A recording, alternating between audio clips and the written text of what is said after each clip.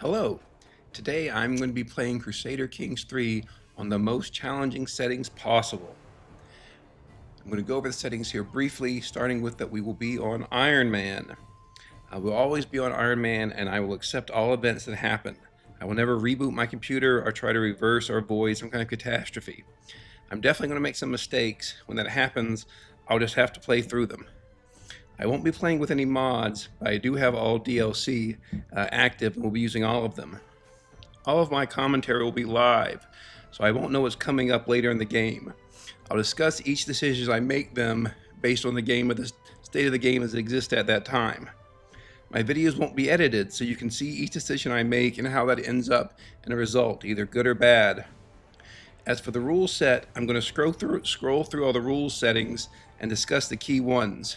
My goal was to pick each rule that is hardest for the player compared to the AI. The first rule is to put the difficulty on very hard. This is probably the second most important change. This has a variety of changes in the game compared to the normal rules. The AI makes much more gold. The buildings are much cheaper for the AI. Hiring and maintaining men-at-arms is much cheaper for the AI. The AI also has an advantage in any combats, particularly against the player. AI vassals are much more obedient to AI rulers, while at the same time the AI vassals are much more disobedient and more likely to form factions against the player. The one silver lining for very hard is it also makes activities such as tournaments, hunts, and feasts cheaper for the AI, which means that we'll be able to participate in those activities more frequently, which gives us something to do while we're building up our realm or engaging in other less active events. Scrolling through here, the second most, or actually the first most important change compared to regular play is for conquerors frequency and then conqueror bonuses. Specifically, all conquerors will get the scourge-of-the-god trait. This has a dramatic effect on the game, as scourge-of-the-god conquerors are very effective at conquering large realms and will just roll over the player early in the game. As you can see here, Scourge of the Gods have a massive advantage to combat, making them very difficult to defeat. Their armies move incredibly fast. They have a huge advantage in sieging. Often, the sieges that they will take will often just take days, where for the player that may take 6 or more months. And again, these really have the biggest impact in reshaping the map of the game. Continuing here, we can see we're going to be playing on Doomsday Plague frequency, the most difficult one. Black Death will be unlimited as well as being random. Also have legends set to be very difficult to create and spread, primarily because the player is the one most likely to use legends.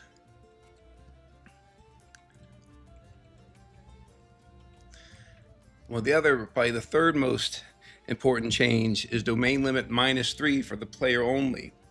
Your domain is what gives you most of your gold, and as well as being the place where you station your men-at-arms to get them bonuses. Especially with the recent changes where stewardship no longer provides domain, but instead education trait, -3 is very significant. It means that many players will only be able to have a domain limit of literally of 1. They can only hold 1 barony at a time.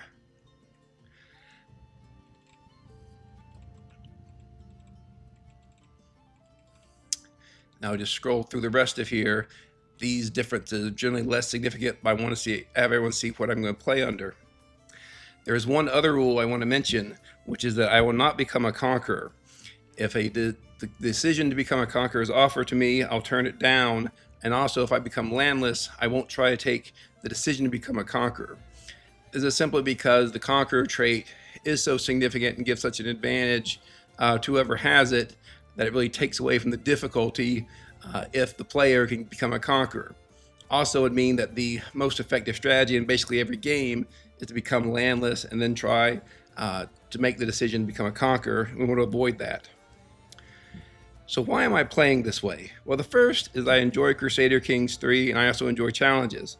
Really as simple as that. Second is I haven't seen anyone produce Crusader Kings 3 videos with this rule set. So this should be unique content. Indeed, it's very hard to find people who even play with Scourge Conquerors or on very hard difficulty, much less both, and with all these other changes. Third, hopefully these videos will help experienced as well as new CK3 players. Experienced players who may be a little bit bored of the game will get to see if they want to try to play on harder settings and get tips on how to handle them. For new players, they'll learn how to build up their realms and army, what decisions to make, and so forth on challenging rule set that should carry over and be even easier when they apply it to a regular CK3 game. Fourth, while I won't be explicitly role-playing, the hardest difficulty leads to great stories. Rulers die unexpectedly and an unprepared heir takes over. An apocalyptic plague wipes out a whole family.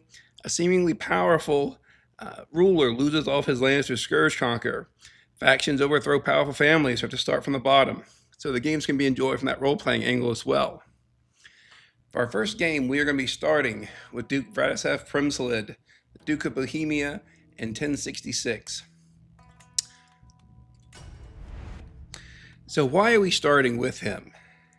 Well, he's arguably the easiest character to use for this rule set. For early videos, I wanted to start with the easiest characters. For him in particular, he has a 5-star stewardship education and a domain with lots of gold. This is going to support our basic strat of building up our domain, building up the buildings in our domain, and using that gold to field a very large army that will be possible of taking on the AI and very hard, and eventually hopefully being able to take on Scourge Conquerors. The other thing is he has relatively few vassals. We don't need to worry as much about factions. Recall here that we're playing on very hard, which increases the number of factions, as well as lesser realm stability, which further increases the number of factions.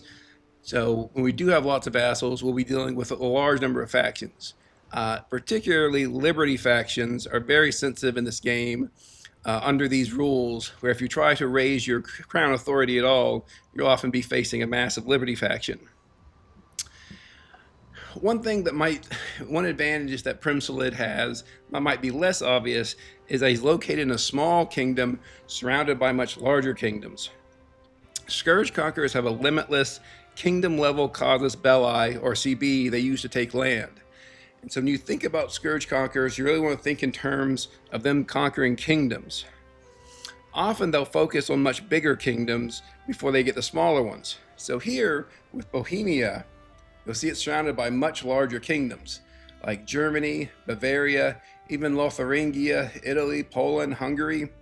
Generally, the Scourge Conquerors are going to go after those realms, those kingdoms first. They particularly love going after Germany.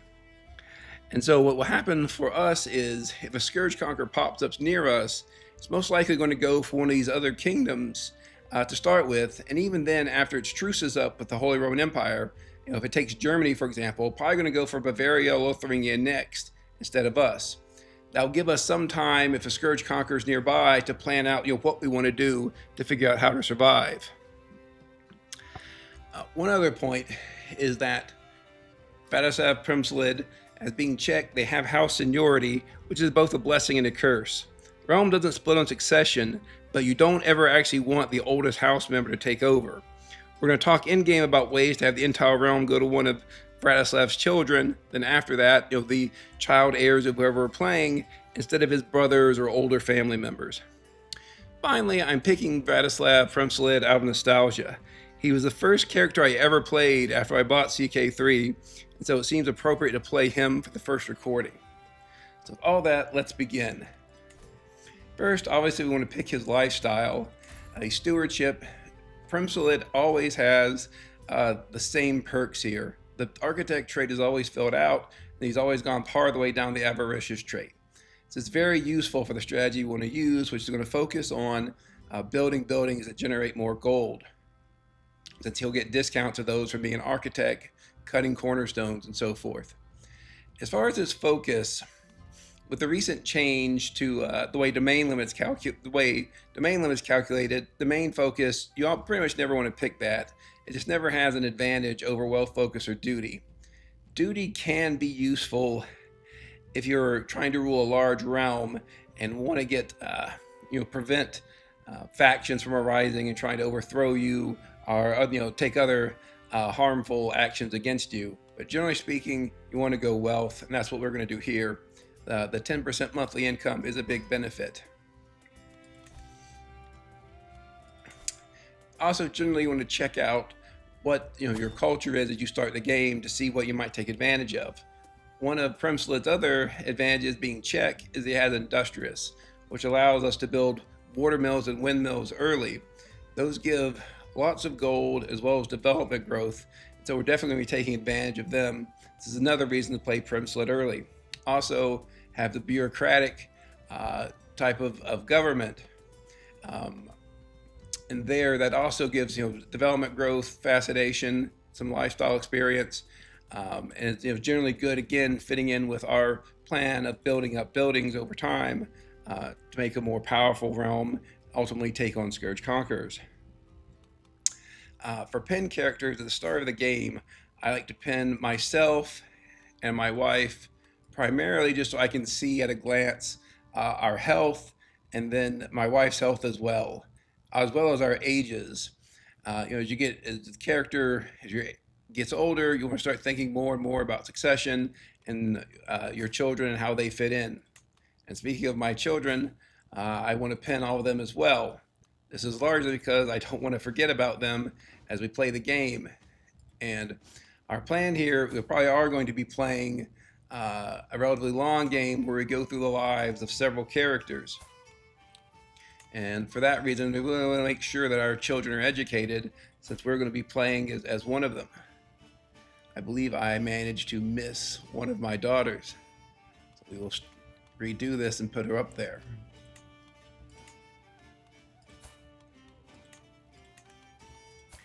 And one thing when you're thinking about your children is alliances. Now, generally speaking, for Premsled, he doesn't seem to get attacked early.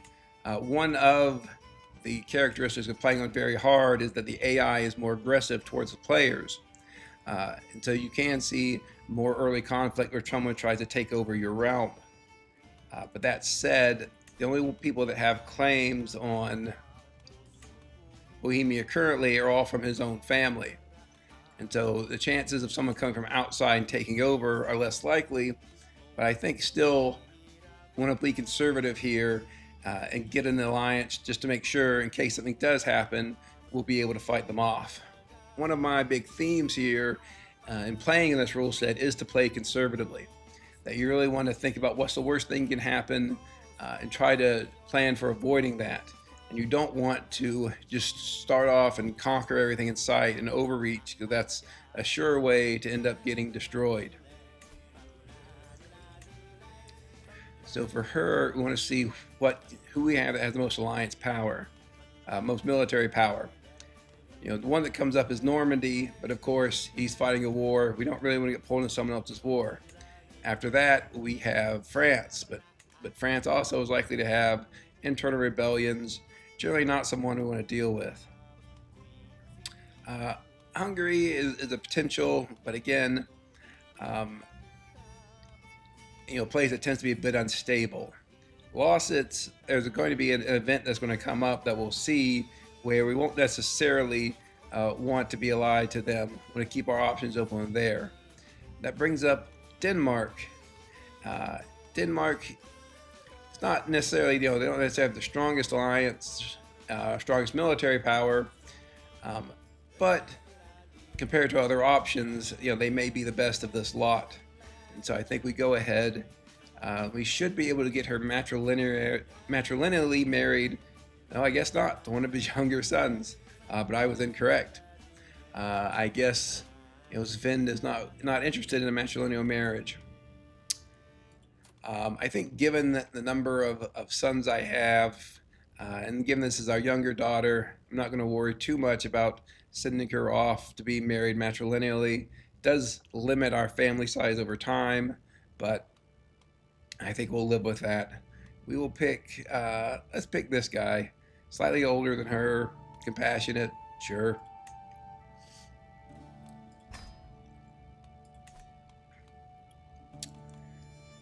So we want to cast our vote for the next Emperor of the HRE.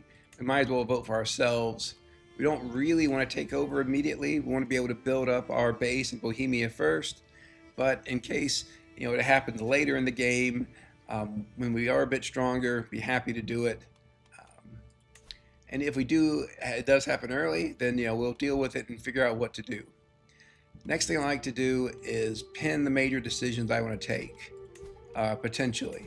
Most of these, as you can see, are already pinned. I will also pin petition the Kaiser.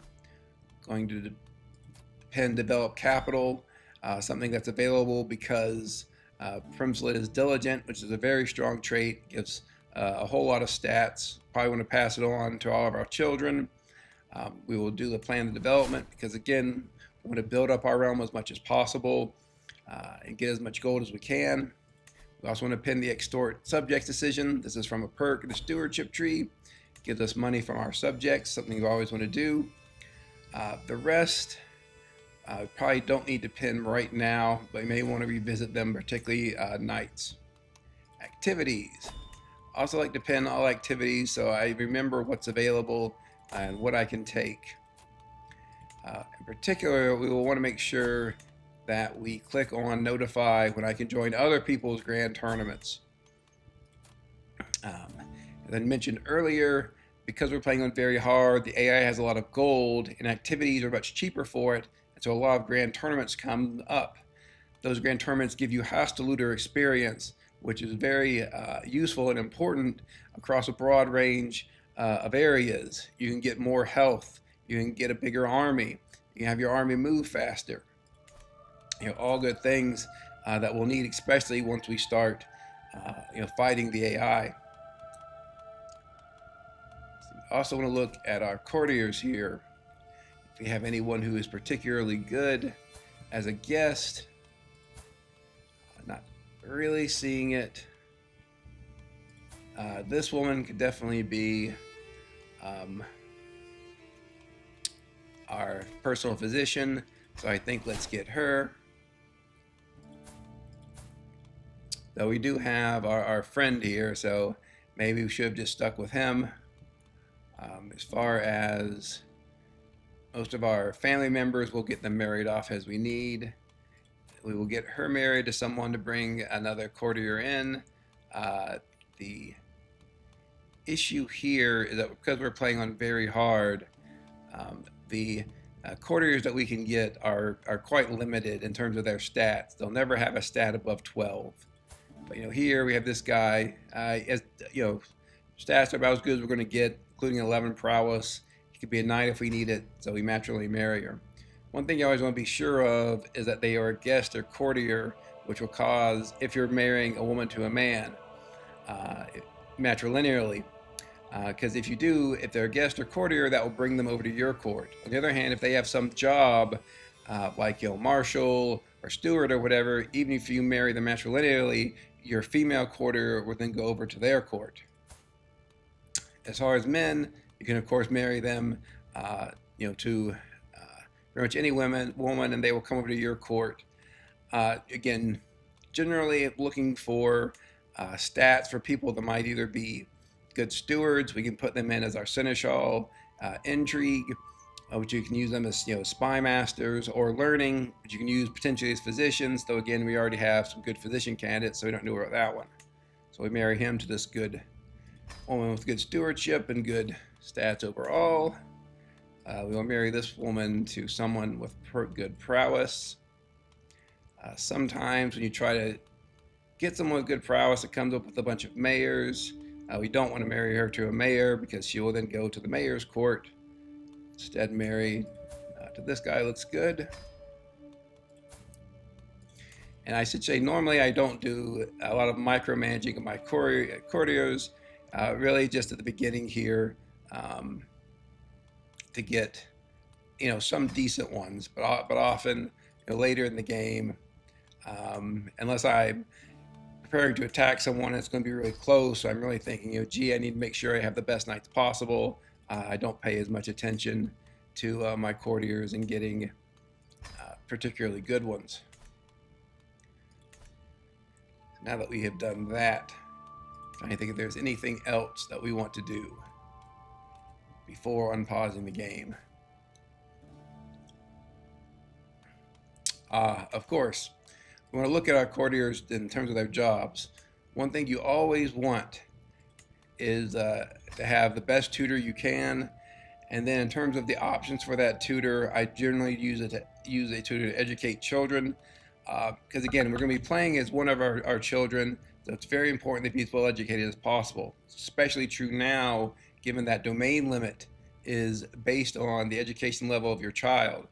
So if you have someone who's 2 versus 4 education, that's a domain limit difference of 2. That could easily be the difference between whether your heir has a domain limit of 1 versus 3. It just makes a huge difference in your income.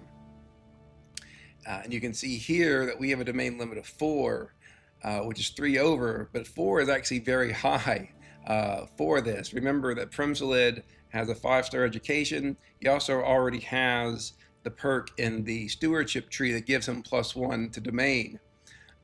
So if he were like a regular character, he would probably just have a domain limit of either 1 or at best 2, but his 4 is very good. And of course, the reason it's only 4 is because we're playing with the game rule domain limit -3 for players. If we didn't have that rule on, he'd be 7 and 7, and we'd all be fine. We also will want a wet nurse, which I guess we will hire since we don't have a good one.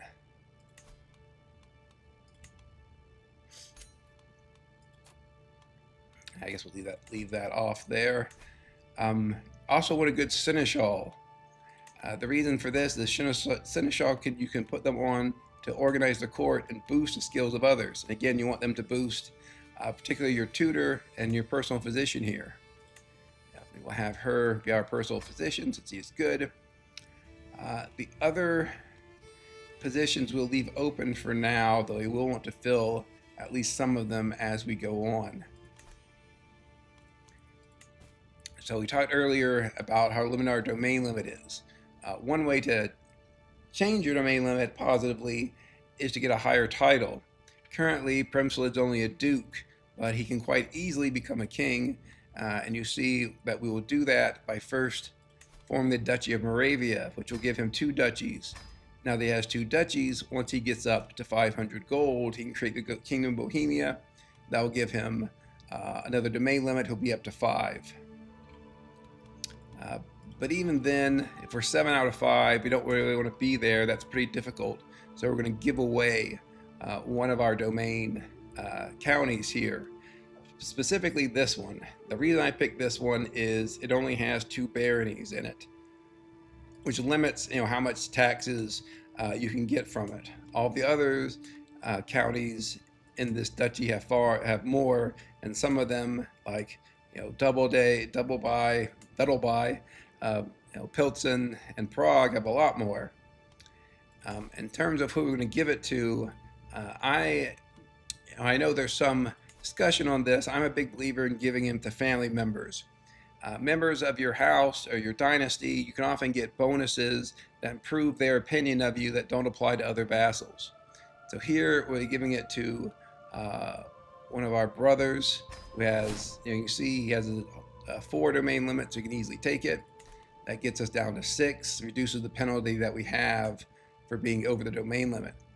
And if we talk about that penalty briefly, for every holding you're over the domain limit, you get -20 domain levies, and then particularly bad is taxes. So because of the -3 domain limit rule, we're probably going to be over our domain limit a little bit by 1 or 2 much of this game. But we don't really want to get we're 3 or 4 over and have massive penalties, -60, -8%, and of course you never want to get 5 over because that's a -100 penalty. So in terms of alliances, one of the things that playing on very hard does is you really only get to propose one meaningful alliance, and you saw us already do that with getting an alliance with Denmark. However, that doesn't prevent you from forming alliances with people inside your own realm. Now, those won't come to your aid when you go try to conquer someone, but it does prevent them from joining factions against you, rebelling against you, and so it's still useful. And these alliances inside your domain don't count toward your one real alliance you get to have. So you often want to make them. Here particularly, we might as well form these alliances with our brothers for just so they don't join factions or rebel against us, especially given what we are about to do. So we have those alliances. We can station our men-at-arms just to get that out of the way. Our men-at-arms are relatively limited at the moment. We'll see about beefing them up. Generally speaking, you want to station your most powerful men-at-arms first and sort of go down the line from there. With a possible exception for our siege equipment, which Kozlov has a very useful mine in it, and that gives a bonus to siege equipment, so we want our siege equipment there. And we'll try to work on our armies as we go along. One of the disadvantages of Premsolid is, and in turn in the Czech culture generally, is it does not yet have household soldiers, which is a big benefit to your army size. And so we'll want to get that some way or the other, either by having it as a fascination or by, probably even better would be by hybridizing with another culture that already has it. In terms of what we do want for our fascination, I'm going to pick magistrates. The reason for that is the additional building slot. So we have this great builder character, Vasa Premsolid, but as you see from our domain, we really only have 3 building slots in them, which is not very much, and we're going to quickly fill those. And so we want to be able to get a 4 slot, build even more economic buildings, eventually more military buildings to support our regiments. And I think with all that, we are now ready to unpause the game. So this is the extort vassals. When I have a small realm like this, I sort of go back and forth about whether it's worth getting more money. I think here it probably is, despite the legitimacy hit here and the slight opinion reduction. Here are the marriage proposals with our courtiers going through.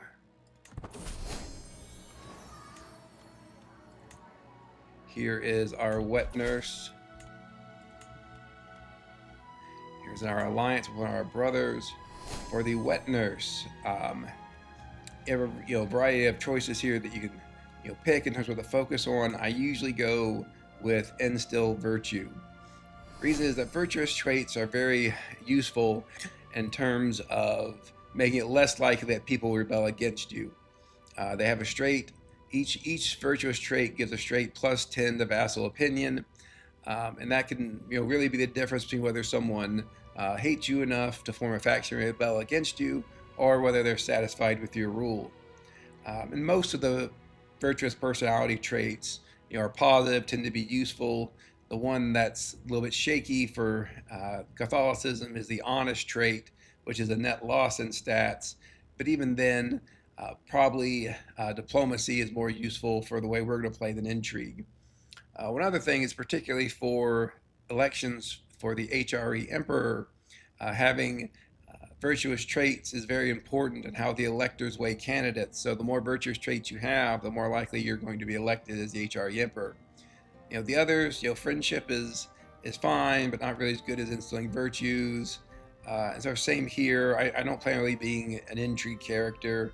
I think maybe if you were really running an intrigue court, this encouraged competition would be more useful.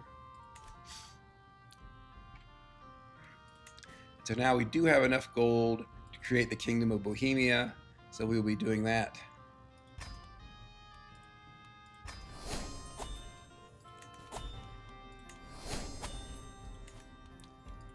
So the main thing here again is this increases our domain limit holding to 5. That reduces the penalty we have for being over the limit. Game run for a little bit.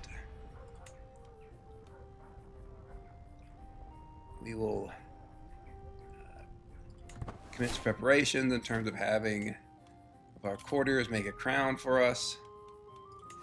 Also click on coronation, pin it to the top as an event so we don't forget about it.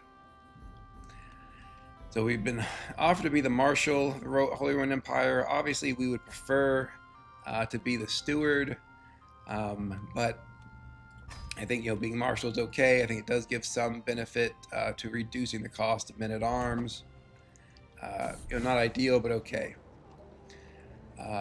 So this is an event specific to Vratislav Premsalid, where he has a problem with his brother, and you can either basically favor your brother or favor your friend.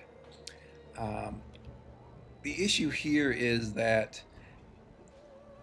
Vratislav Premsalid is a great character, and you really want him to live as long as possible. And one way that a character can die, of course, is by being murdered. People most likely to murder you are your rivals. And you can see here, game says it straight out, that getting rid of this rivalry will greatly reduce your risk of being murdered. That's 150 gold. Also means that we'll have to deal with Jaromir, whose learning is nowhere near as high as Jan's. The other issue with trying to pick Jan is that causes the Pope to lose opinion of us. Which here, the Pope is never going to give you gold, but the Pope might give you claims. The other concern is the Pope has a low enough opinion of you, he might excommunicate you on these harder difficulty levels, which you really don't want to have happen. And so given that, I think it's worth giving the 150 to Jaromir, getting him on our side. That'll put us in debt for a little bit, but again, we're making 22.4 gold, so we'll be out of it soon. So we pick this option. We have an event in our court.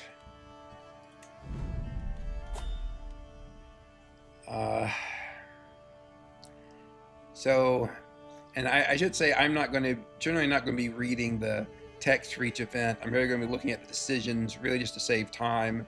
Obviously, please feel free to read as much of the events on your own as you like.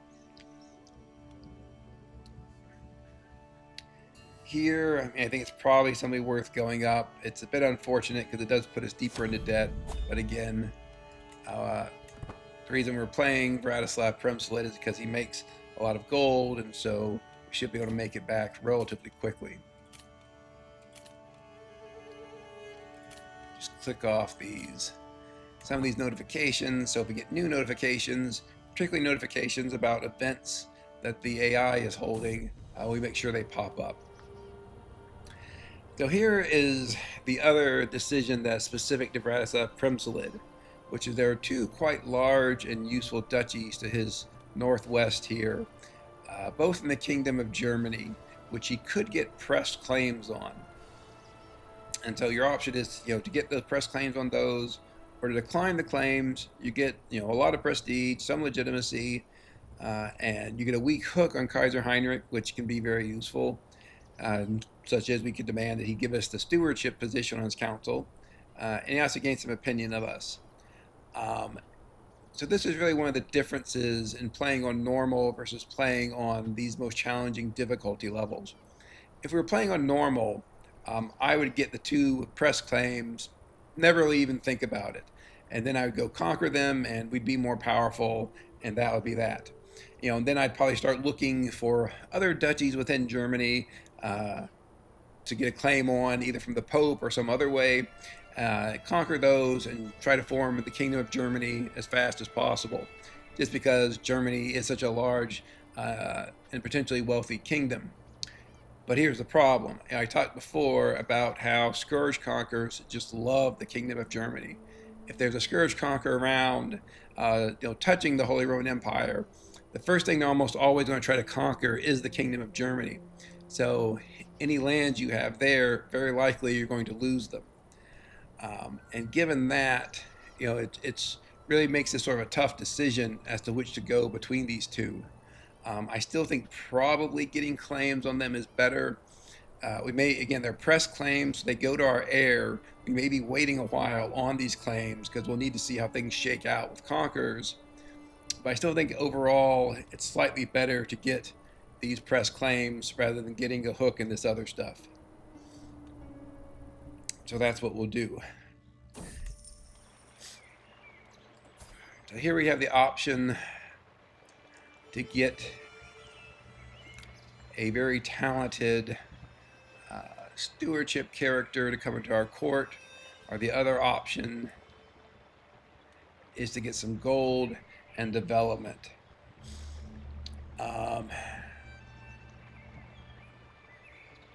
This is a bit of a tough one. One of the things you want to do in CK3 uh, is get a genetics program going, right? There are genetic characteristics for being intelligent, for being strong of body, and for being physically attractive. And you want to get all of those, but the most important is clearly the intelligence trait. There's just a huge difference between playing a regular character who's not a genius versus a character who is a genius who will have 25 additional points to all their stats, as well as getting additional lifestyle experience and other benefits. So you really want to get that in your family as soon as possible. And one thing we could do here is if we bring this guy in, we could marry him to our eldest daughter and get that intelligence trait, started to be bred into our family. So one thing I want to look at is there some other, is there some other intelligent character we could have her marry, or even a genius? Here we see there are a couple of intelligent characters. One is 27, the other is 23. I think what we will do is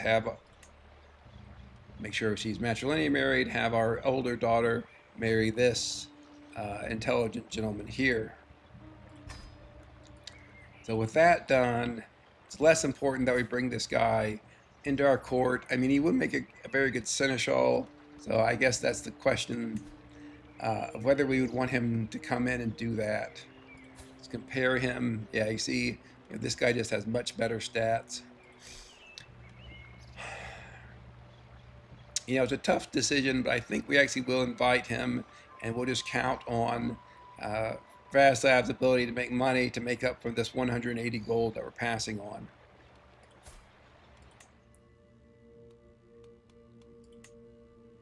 We will put him in as our seneschal.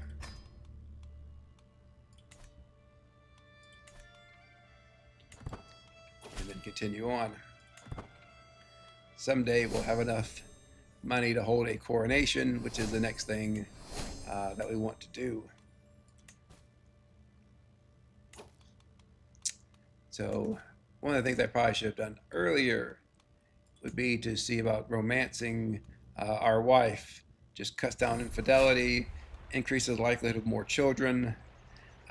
Again, because we are under house seniority, our lands are not going to be divided among our children, so really just having more children is a good thing, largely because of what I said before. The more members of your family you have, the more people you can have that you can give land to who are more likely to be loyal to you. As far as this decision, I'll be honest, I've never figured out which one is worse or better. I usually just pick one more or less at random. If I have a military character, I pick the dual one, but really don't know that it makes much of a difference. As soon as we are done with that, we'll want to start swaying our brother, who still doesn't quite like us enough. That does make a difference in how much gold we get, since he's obviously our archbishop. As for this, I think our wife will like us enough. We don't really need to get opinion with her. Between we have more prestige than we do piety, so I think let's get the piety here. We could form an accolade, but my guess is that we really don't have any good knights.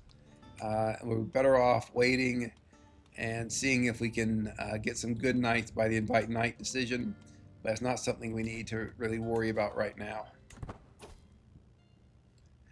Okay, so I was hoping that we wouldn't have to worry much about our alliance. Our ally here going on his own and calling us into wars, but obviously he has. I think our plan here will be to accept and not really do anything. If he becomes insistent, we can send our army over, but it's not really in our interest to do so. Here we're going to be spending more gold. This is for our crown, which can be an important artifact, so even though it hurts and we're going to go back in debt again, I think we will pay the gold to get a better artifact. So here, one of our sons, we can give him a little bit of stress and increase his martial by 1, which is probably what I'm going to do versus the other options. One of the things that I should have done, but forgot to do, was to pick 2 of our children to become my own wards. I always find this child to be interesting. He's our oldest son. He has 2 virtuous traits, but he has an intrigue education. And this just seems like it's going to be a problem, and that most of the things you're going to do in intrigue, you're going to have stress caused by having these 2 traits. And so it just seems like he's going to be a sort of weird character to play. And so I will leave him to be taught by my tutor. If I don't decide to have my children as my ward myself, then my tutor will take care of their education. Instead, I think I will educate. Let's see what the other 2 are actually. So this character, again, because we're on very hard, intrigue schemes have a large penalty. So playing intrigue is much more difficult in this game, on these game settings, than it is normally. And to be honest, I'm just not a big intrigue player, and so I won't pick that. I'll make this character martial. And again, particularly early in the game, you really want to try to pick one of the 2 education focuses that they're more likely to be good at, because of the need for them to have a good education to have a higher domain limit. If you pick something and they end up with a 2 or even a 1 education, that's just going to be terrible, and you're going to have a character who's stuck on a 1 domain limit. And it'll be very difficult to get anything reasonable, even with university education. So particularly early on, really want to follow the education focus that is preferred for them. And then this one isn't going to have an education focus yet. This guy, so we can either see diplomacy or learning. Both are okay. I think learning is probably better. The middle tree of learning, scholarship, is very powerful. You can also significantly extend your life with the medicine tree, which can be useful under certain circumstances. Diplomacy does have its own benefits, but generally I think we go learning here. And obviously one thing that learning has deep in the scholarship tree is the ability to get easy claims, which could be very powerful depending on how the world shakes out. We will educate him. One of the things that you can do that's very powerful, I believe it requires the Warden's DLC, is to influence your ward's personality. I think right now we don't really need to influence his personality. Wrathful is useful for military characters. Just is okay. It's not really the greatest stat anymore. It used to be that just was a better stat when stewardship determined your domain limit, because as you can see there, you get a stewardship +2. It does give you some positive vassal opinion, which is important. So it's not necessarily a bad trait unless you're going to be an intrigue character, but it's also not as good as it used to be. Maybe he'll get a better trait. Before picking one of these 2, I want to see what Vladislav gets in terms of his preferred education focuses. And, okay, the thing I forgot to do again was to put up the couple of artifacts that we got when I became a king. Just 2 so far, but we should get them up there. Later on, we'll look at increasing our amenities, getting our court grandeur up.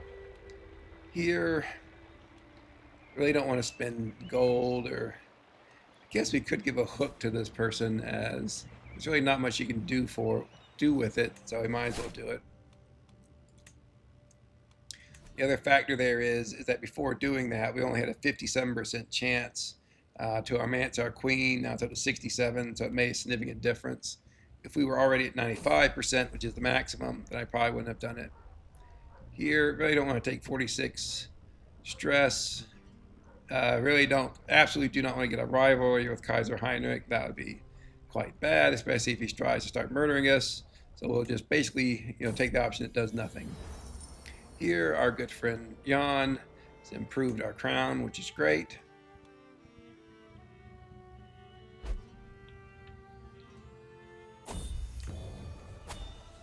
We got a blue crown. Quarterly vassal tax contribution is useful. Building construction cost, it's a small decrease, but still a decrease, very useful. Stewardship per stress level, uh, more debatable. Generally, you don't want to be stressed out, but sometimes it happens. And so here, don't necessarily want to do that. Yes, okay. So what we do want to do here is go to Kaiser Heinrich's coronation. So one thing, crap.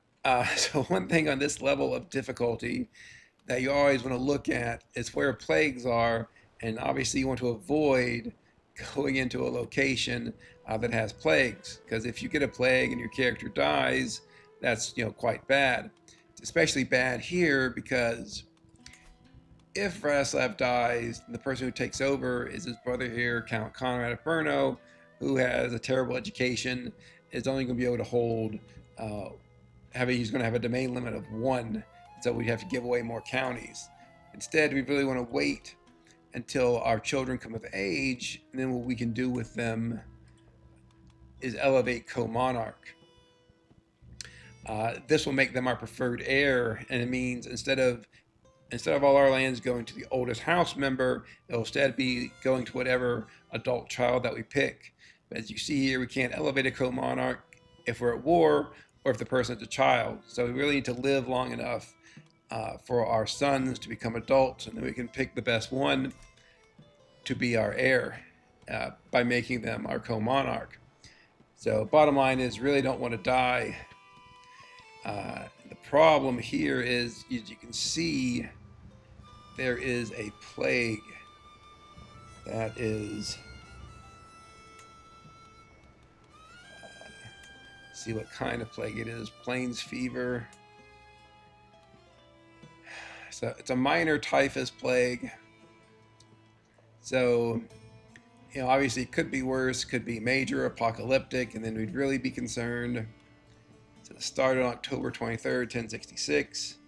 I mean, so it's been going on for a while. Maybe it'll be abating soon. But you also see on that prior screen that it's already caused 31 casualties. So it's certainly something that could kill us. Certainly without the plague, that'd be a no-brainer that we go to his Kaiser Heinrich IV's coronation. What we want to do is advocate for our domain at that coronation. I think we still take the chance of doing it here. We'll need to get a caravan master. I think we'll get a caravan master that focuses on safety, like this one. That should help us get through some of these dangerous areas. Also, we want to hire a mountaineer. The reason is because in CK3, the Alps are incredibly dangerous. You often get this event where one of your entourage members dies, and we just want to avoid that since it's possible that someone important like our tutor, our court physician, someone like that dies. I want to avoid it, so we're going to get the mountaineer. Let's see. Next question is, do we want to customize the route on the way back? I guess we probably do. Again, let's do it on the way back. We can go to Rome, go to these two places, and going to these places, largely gives you experience, sometimes other things. Particularly go to our mine in Kaslav, since that gives stewardship experience. Yep. So we apply there, and now we head out. And traveling generally is good. You can get the traveler trait and experience, which improves your health, improves some other stats. So well worth doing, just so long as you don't get a plague or negative events that could really hurt your character. So lost the war. This was an offensive war. We still have our ally. Thankfully, he didn't get mad at us for not doing anything to help him, so we'll just move on.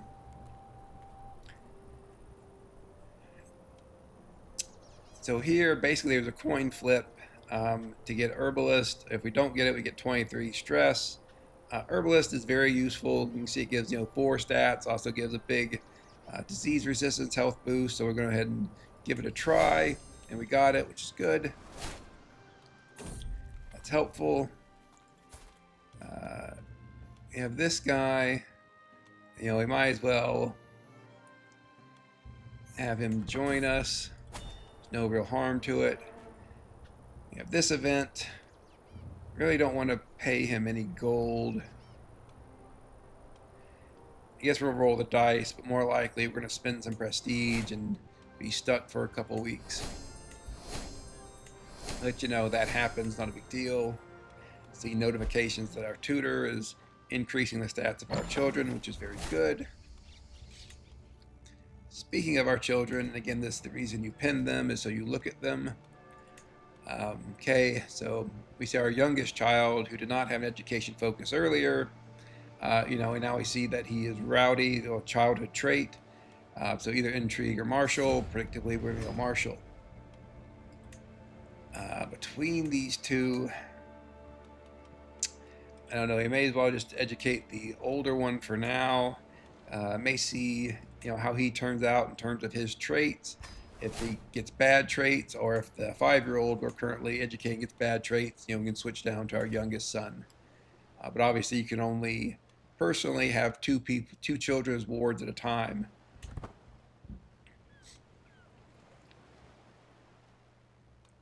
So, okay, almost forgot to make the change here that I want, which is advocate domain. And you know, there are some good results you can get from this, particularly increase in your development level. Your development of each county affects how much money, how much gold, and how many levies you get. So obviously higher is better, and you know, opportunity to increase your development is something that's worthwhile, always worthwhile taking.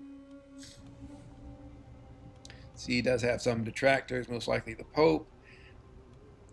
So we want to keep that in mind, that we don't want to do things that really piss off the Pope by supporting Heinrich.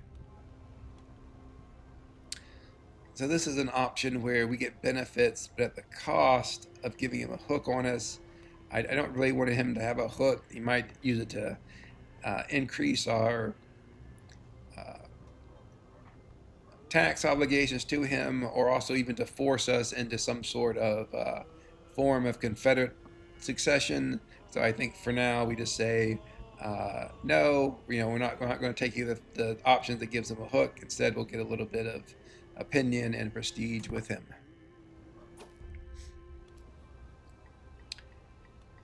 You know, here the options are between, you know, getting a significant amount of prestige or getting, you know, opinion with him. It's a tough call. This doesn't cause any of the detractors to like us less. I think it's probably worth getting the opinion with Heinrich, since obviously he's very young. We're probably going to have him as our liege our entire lives, so we might as well get a little bit of opinion. So he's offering us this courtier. Let's see if he's any good. He's not bad, but we really don't need other high learning characters, which we already have 2 of them. So it's not like essential that we have him.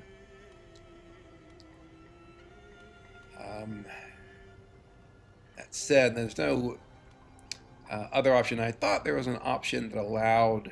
I guess we do need an antiquarian. I guess we'll let him do that.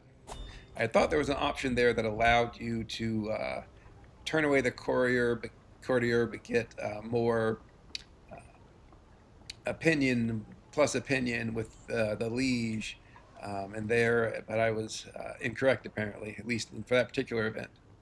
So Dynasty Legacies, just incredibly powerful.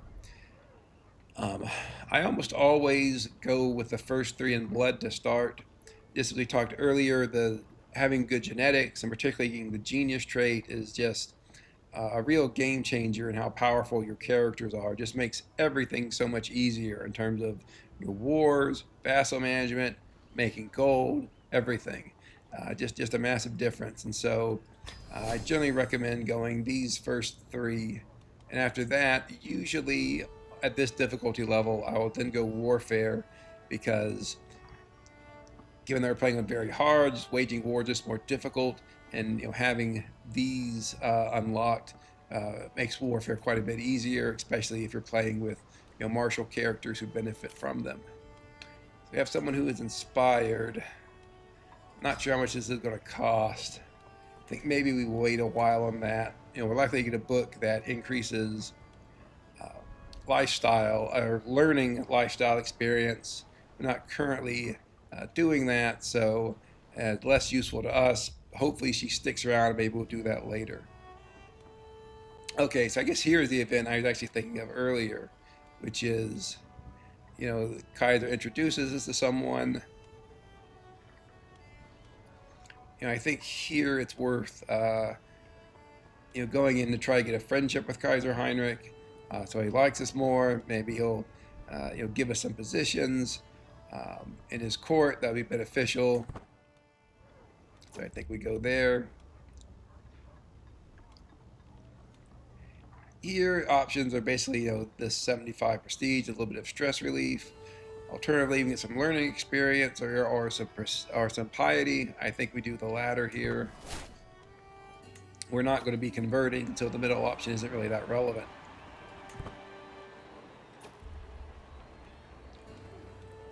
So, issue here is that if we do this option, then the Pope loses 30 opinion of us, which is quite bad. So I think we just kneel and get no negative or positive opinion with anyone else. And obviously, I think people know historically that Heinrich IV and the Pope Alexander II did not get along. It'll be interesting to see how that is modeled in the upcoming DLC by Faith Alone. I wonder if there'll be some specific content for the two of them. Crown, these aren't just decisions, so we just sort of click through here. I will note, looks like we did not get the event that allows, oh, here we go. Okay, I think. So here we make our petition. This is the one event that I thought was going to be skipped here. But you can see all of our domain will get 80 development. That's very useful. The other option is to advocate domain, which is popular opinion. Makes peasant rebellions less likely, but I think that the development growth would be more useful if he gives it to us. Might as well give it a shot. And he did. So there we go. No real reason to become her friend. It is good. We do a little bit of stress, so it is good to get rid of that. So we'll take that option.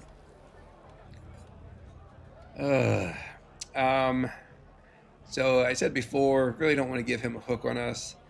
I think we'll just have to have him lose some opinion of us and also take a lot of stress, which is unfortunate. And then his reign has begun, and we'll be heading back up. So options here, this would give us a whole lot of stress we don't want to do. This has the potential to give us lessons in city planning, which reduces building costs, which is very useful, but we could get 12 stress, or we could just leave. I think we try this one. Apparently we didn't get it, we got the stress instead. At least we did become a traveler from going to Rome. Now we're heading back, and we'll be hitting various of the special buildings on the way back to get some experience. Here, you get some opinion bonus, but really what we want is the stress relief. So we will take that.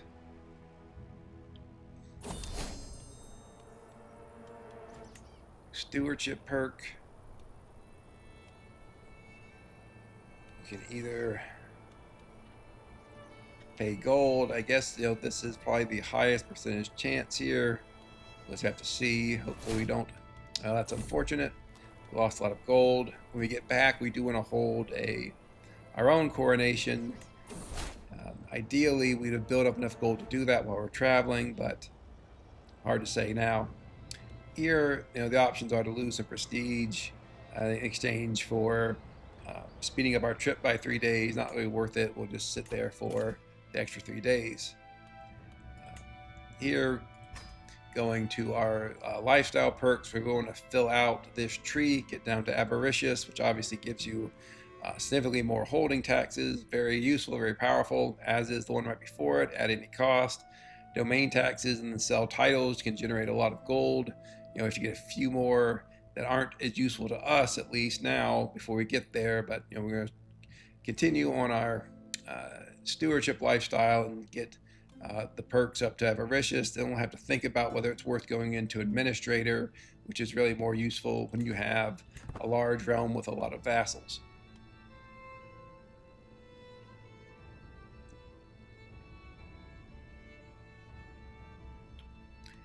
So while we are traveling, let's stop for a minute and look up to see if we have any conquerors. We do. We have a lot of. Okay.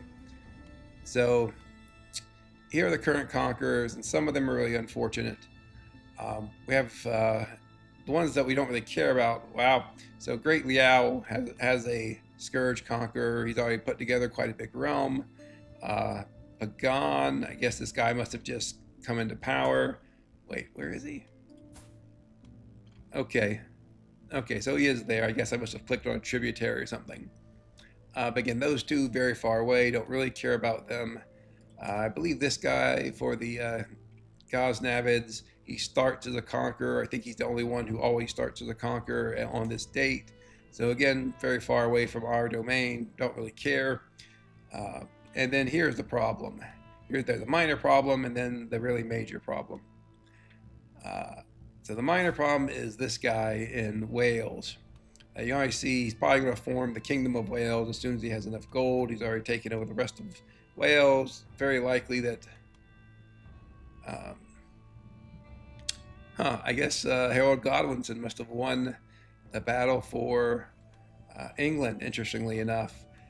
But he's probably not going to win this battle against a Scourge Conqueror, so you see he's already attacking England. He's very likely to form Britannia, then come down and take France, and at that point, he's going to be lucky the Holy Roman Empire. But the even bigger problem is this gentleman. You can see he is right on the borders, quite close to our realm down here.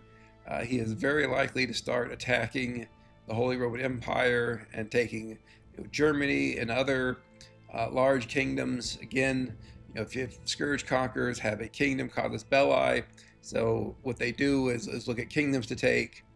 Our liege Heinrich is not going to be able to protect the realm from him, so it's very likely that this guy tears the Holy Roman Empire apart. Especially you can see he's already an exalted warlord, which is very powerful in its own right. Combining that with Scourge Conqueror means he's going to be extremely difficult to beat, and certainly no other non-Scourge Conqueror is going to be able to beat him. So that's something we're just going to have to deal with as we go on. And again, the advantage of Bohemia is that if we see the Holy Roman Empire getting torn apart, being weakened, we can think about starting our own independence faction, get out of the Holy Roman Empire, and pledge either tribute or even swear fealty to a nearby Scourge Conqueror to try to keep our lands intact.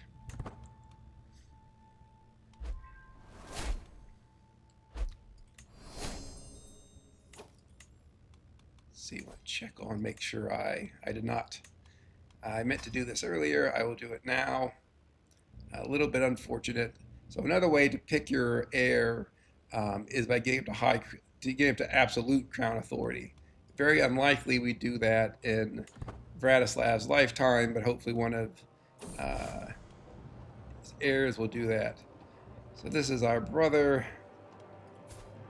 His opinion of us will still be positive, even if we condemn him. So I think that's what we do. I don't really want to lose all that prestige and piety, so we'll just... I was incorrect. And now he's our rival again. Great. So that was obviously a mistake in retrospect. So now that he's our rival, we want to make sure that we have the 4 council positions, 4 courier positions that work to prevent you from getting murdered. Specifically, cupbearer, food taster, and the 2 bodyguard positions. We have to pay them gold. That's just the way it is.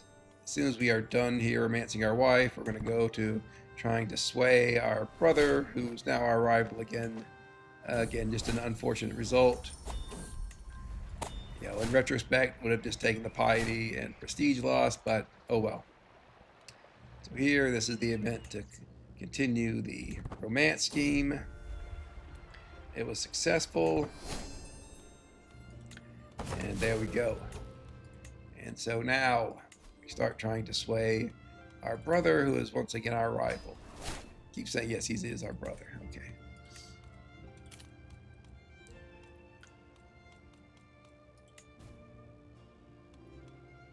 Oh, I should have negotiated an alliance with him when he was still somewhat friendly to us.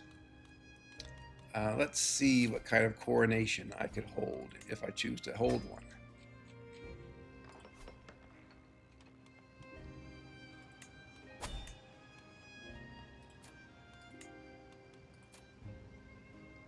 So I would need to wait quite a while to max out both of these. I think we just go ahead and hold one with this event. Decreased risk of negative events I think is more important than have people join. Particularly there's an event where your detractors try to really harm the magnificence of your coronation. Hopefully by spending on lavish banquets we'll avoid that one. Impressing attendees is probably what we want to do, particularly our brother and archbishop. So let's go with that.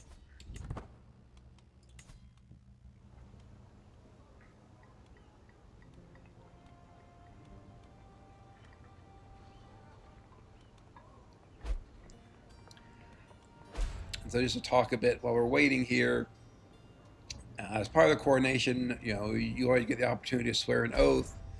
What we're looking for, ideally, would be the oath to ensure peace, because that gives development growth, but more importantly, it gives your character +1 domain limit for the rest of their lives, which would be very useful and actually make us compliant with our 6th domain that we're holding.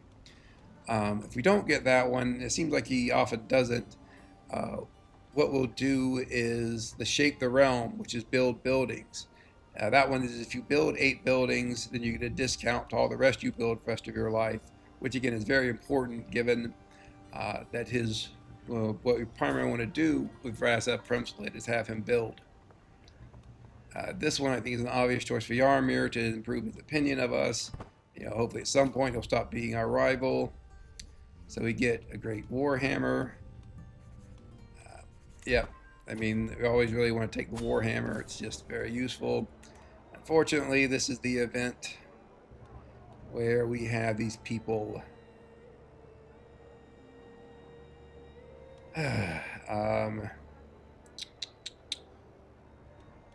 who are detractors of our coronation. Negative event, didn't avoid it. The question here is whether we make them our rivals or not. I think we just try to maintain the magnificence of our coronation, just have them become our rivals. What we'll also do is redouble guards. Well, you can see this gives a minus 100% success chance to schemes like murder, which is what we're worried about. Specifically, our rivals trying to murder us. It does come at a big cost of Glory Hound vassal opinion, and as well as increased stress. But I still think that's what we want to do here, because we really don't want Vratislav to get murdered, particularly before his male children have become of age, and we have picked one to be our successor. Could form an alliance with Duke Gerhard. I guess it's kind of a why not thing. That gives us, we should have 2 alliances now. If someone does attack us, we would be in a good position. For this one, choice is pretty easy given what we want to do with Premslit and his skills. Want to go for a prayer for wealth, gives us plus stewardship and minus building construction cost. Otherwise we could reduce stress or just get more magnificence. We will have St. Matthew guide us. We'll decline the heretic blessings, largely for the opinion gain. Christians, for this one, our options are, I think we want to try to get more closer to a friendship with our brother, just make sure he doesn't do anything. Kaiser Heinrich wants 250 piety. It doesn't actually come from us, but we can just give into this. I think the option is become more friendly with him and other people that are trying to seek advantages, or increase the magnificence of our coronation. I think it's probably worth becoming friendlier with our liege. So this one, it's either a chance at our magnificence increasing or a guarantee of getting 50 piety. I think it's probably worth taking the chance of increasing the magnificence. Not sure if he got it or not. So here, I think the slight increase in magnificence is outweighed by some of the other benefits. The other wants to lose a tiny amount of stress, not very useful. So it's really the middle two. The question of whether we want Primsolid to have extra diplomacy of 1 versus getting 100 renown. And again, renown is very useful. 100 renown is a lot at this point. You see that does cause us to get a little bit of stress, or no, it doesn't cause us stress, causes the detractors at our coronation, including our brother here, get some stress and also lose 10 opinion of us. I don't really think we want to do that. So I think we'll take the diplomacy, and hopefully that will increase our ability to keep our rivalrous brother, along with others, happy.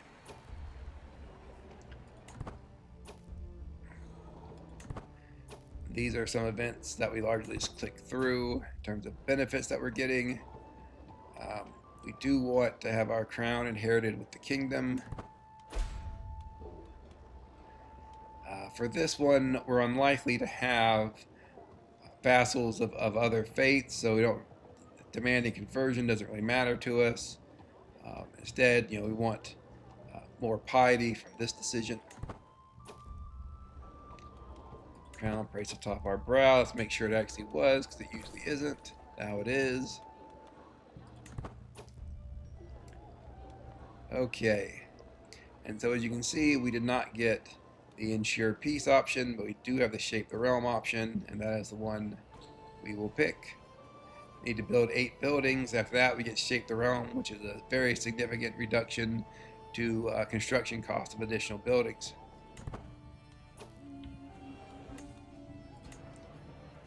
We do have some gold, so we might as well start putting some buildings in. We want to start with places where there are no buildings and build the cheapest level of buildings first. So build some hill farms here.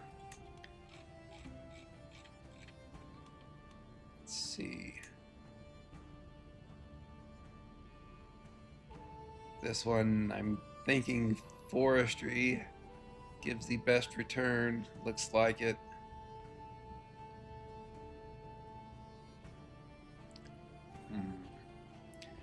Forestry isn't great, but yeah, I don't know. There's a better option. It's the building where our mine is. So we could think about putting blacksmiths in here to increase the holding taxes, but I think instead we go with hill farms, especially since hill farms gives us some knight effectiveness and men-at-arms counter efficiency. Also is less expensive.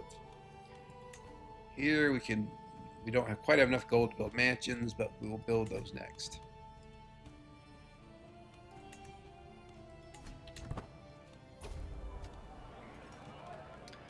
So for our liege, really don't want to give him gold. I think we just, declare a toast to him. Take the results of that. Oh, this is interesting. Yep, you get 90 gold from Kaiser Heinrich, and also culture acceptance between our two cultures increases. Magnificence increases slightly. Really all good things, so certainly let's do that one. Happy to have more gold.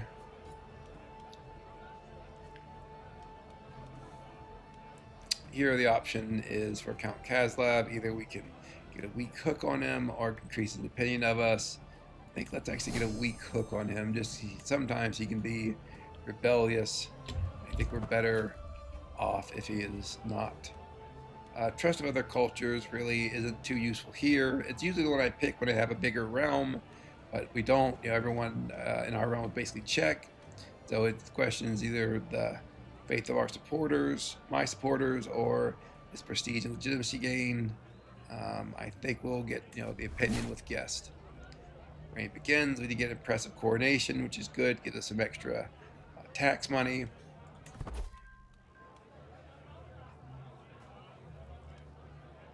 Yep. Okay.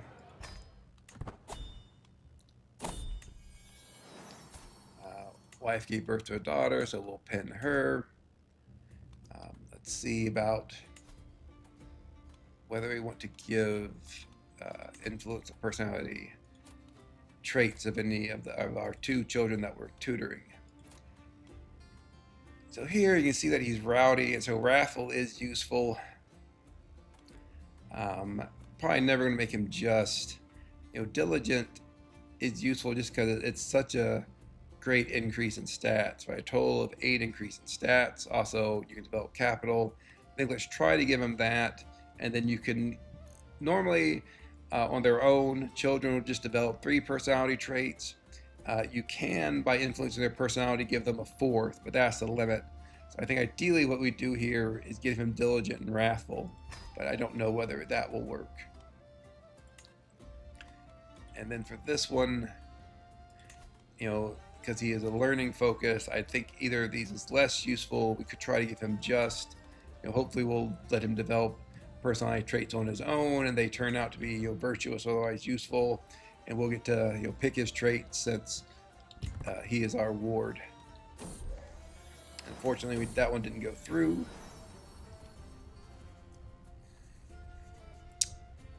So we have the option of getting an artifact for a whole lot of gold, or getting a whole lot of stress. I guess we will get the artifact.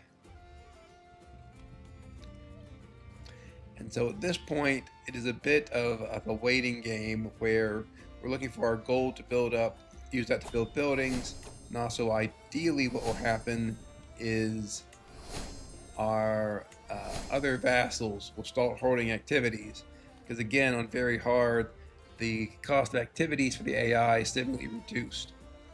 They usually hold a decent number, but you never really know what the AI is going to do. I think we can pay homage to the Kaiser. Basically, we're trading some prestige for renown. We're not going to give him any increased obligations or favors. We'll just pay him homage. I don't think we need mountaineers for this since we're not going over the Alps. Set out here. So for this one, usually I just focus on the middle two, which one is more likely to remove the mild frostbite. So it's the top one. Treatment was successful, so that's good.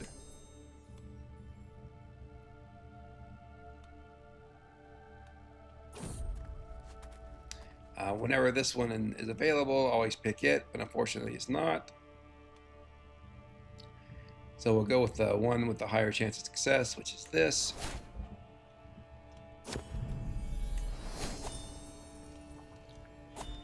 So you see there we get 50 renown and a little bit of opinion benefit with the Kaiser. We've also got another stewardship perk. So again, war profiteer, not terribly useful, but necessary to get to at any cost, and avaricious, which are very useful.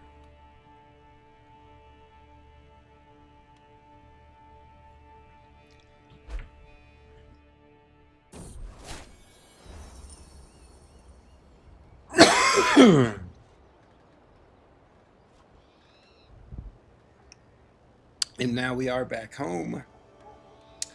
And I think that'll probably be it for this episode. Some of it was explaining what I was going to do here. We did a couple coronations. We'll pick up again. Thanks for watching.